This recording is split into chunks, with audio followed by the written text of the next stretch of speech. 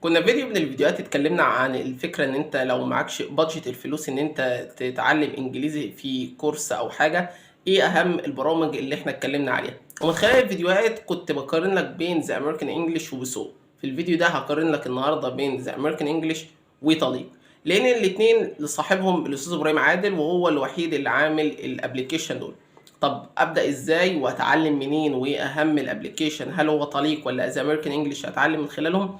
زي ما قلت لك في الفيديو اللي فات ان انت لو عايز تتعرف على معلومات كتير جدا من خلالها وتعرف قصص وسرد الحكايات واستماع وكتابة وتحدث وكلام امريكان كتير، فده طبعا كتير مننا يتعلم على الكلام ده على ذا امريكان انجلش.